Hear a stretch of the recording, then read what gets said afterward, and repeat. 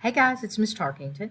I want to read for First Chapter Friday the beginning, and maybe not the whole chapter, first chapter, but the beginning of a book called Restart.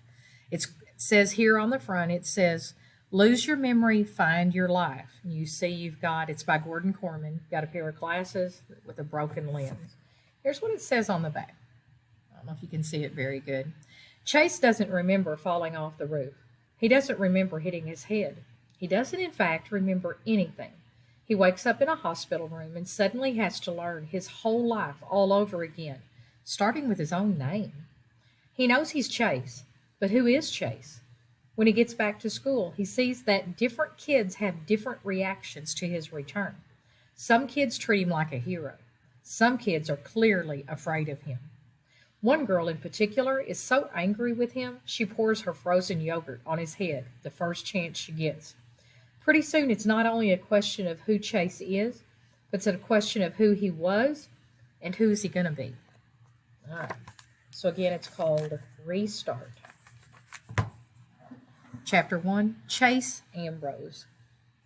I remember falling, at least I think I do, or maybe that's just because I know I fell. The grace is far away until it isn't anymore. Someone screams, Wait, it's me. I brace for impact, but it never comes. Instead, everything just stops. The sun goes out, the world around me disappears, and I'm being shut down like a machine. Does this mean I'm dead? Blank. The light is harsh, fluorescent, painful. I squeeze my eyes shut, but can't keep it out. It's an explosion. Voices are babbling all around me. You can't mistake the excitement. He's awake. Get the doctor. They said he'd never. Oh, Chase, doctor! I'm trying to make out who's there, but the light is killing me. I thrash around blindly, wildly. Everything hurts, especially my neck and left shoulder. Blurry images come into focus, and people are standing and sitting in chairs. I'm lying down, a sheet over me, white, which makes the brightness even worse.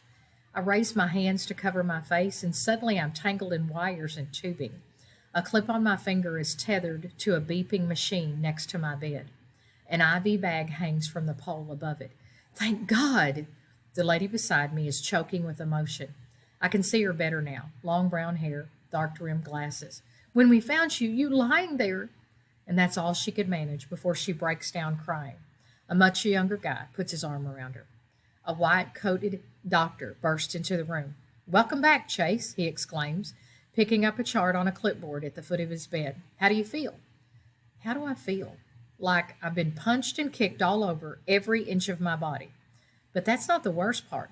How am I supposed to feel when nothing makes sense? Where am I demand, and why am I in the hospital, and who are these people? The lady with the glasses gasps. Chase, honey, she says in a nervous voice, it's me, Mom. Mom. Doesn't she think I know my own mother? I've never seen you before in my life, I bluster. My mother is. And that's when it happens. I reach back for an image of Mom, and I come up totally empty. Ditto Dad, or home, or friends, or school, or anything. It's the craziest feeling. I remember how to remember, but when I actually try to do it, I'm a blank. I'm like a computer with its hard drive wiped clean. You can reboot it, and the operating system works fine, but when you look for a document or a file to open, nothing's there, not even my own name. Am I Chase? I ask.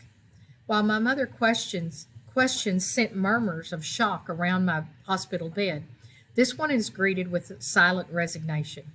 My eyes fall on the chart on the in the doctor's hands, and on the back of the clipboard is written, Ambrose Chase. Who am I?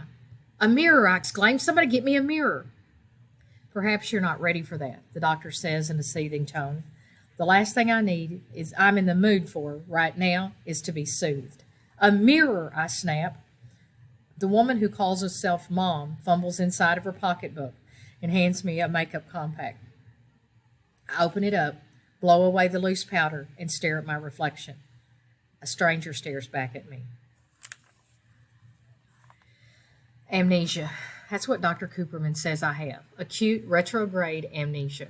The loss of all memory prior to a certain event. In this case, me taking a swan dive off the roof of our house. I know what amnesia is, I tell him.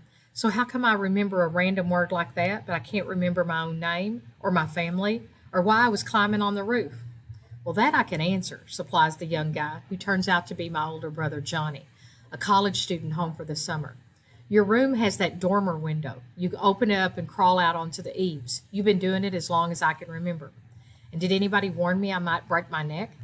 Only since you were sick, my mother puts in. I figured if you survived this long, it was time to stop worrying. You were an athlete. Her voice trails off. Amnesia can be an unprecedented, unpredictable thing, the doctor informs us, especially with a traumatic injury like this one. We're just starting to understand which part of the brain controls which life function. But as for all we know, it has nothing to do with geography. Some patients lose long-term memory. Some lose short-term memory. Others lose the ability to transfer from short to long-term.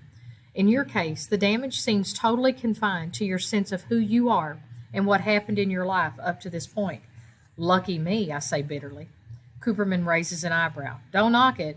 You remember more than you realize. You can walk and talk and swallow and go to the bathroom. How'd you like to have to relearn everything, even how to put one foot in front of the other? The bathroom part was definitely an upgrade. They said I was in a coma for 4 days before I woke up. I can't say how the bathroom side of things were taken care of during that time, but I'm pretty sure it had nothing to do with it. Maybe I'm better off not knowing. The doctor checks a few readings on my monitor, making a few notes in my chart, and then regards me intently. Are you absolutely certain you can't remember anything at all from your life before you regain consciousness? Once again, I peer back into the nothingness of where my memory is supposed to be. It's like reaching into a pocket for something that should be there, but it isn't. Only that something isn't keys or a phone. It's your whole life. It's bewildering and frustrating and terrifying all at the same time. Try harder, I push myself. You didn't just whoosh into being when you came out of that coma. You're in there somewhere. A vague image starts to form, so I bear down, concentrating with all my might, trying to wrestle it into focus. What is it? Johnny asked breathlessly. At last the detail sharpens into view, and I see a little girl, maybe 4 years old, wearing a blue dress with white lace. She seems to be standing in some kind of garden. At least she's surrounded by greenery. Well, there's this girl, I begin, struggling to keep the picture in my head. A girl? Cooperman turns to his mother. Does Chase have a girlfriend? I don't think so, Mom replied. It isn't like that, I insist. It's a little kid. Helene? My mom asked. That name means nothing to me. Who's Helene? Dad's kid, Johnny supplies. Our half-sister. Dad, sister. I search for a connection between those words and the memories that should trigger. My mind is like a black hole. There might be a lot in there, but it can't get out.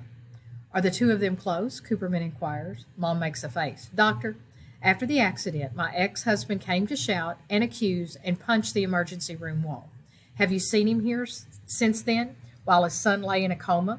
That should give you an idea of the relationship between my boys, their father, and his new family. I don't know any Helene, I volunteered, but you can't go by me because I don't know anybody. It's just this little blonde girl in a blue dress with white lace, kind of dressed up, like maybe she's going to church or something. But why am I remembering her and nothing else, I can't tell you.